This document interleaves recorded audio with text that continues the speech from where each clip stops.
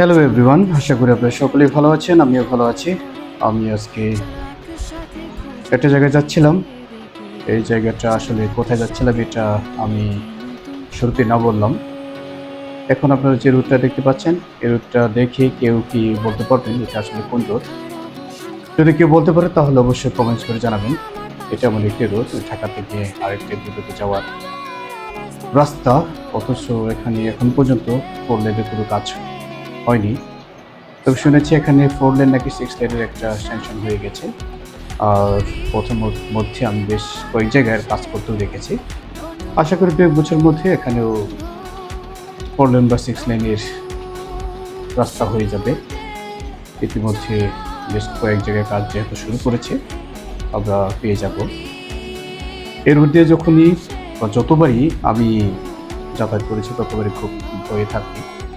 কারণ একটা গাড়িকে আরেকটা গাড়ি যখন ওভারটেক করে তখন সামনে আরেকটি গাড়ি চলে আসে।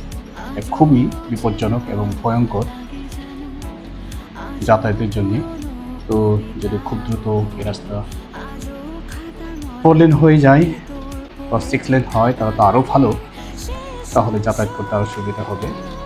তো ভিউয়ার্স, কমেন্টস করে জানাবেন আপনাদের কেমন লাগলো এই ভিডিওটা।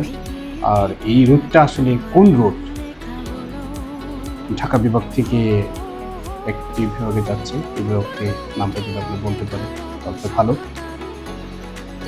তো আজকের মতো এখানেই, আপনারা দেখতে থাকেন। পরবর্তী ভিডিও নিয়ে আবার আপনাদের মাঝে হাজির হয়ে যাব। সে পর্যন্ত সকলে ভালো থাকবেন, নিরাপদে থাকবেন এবং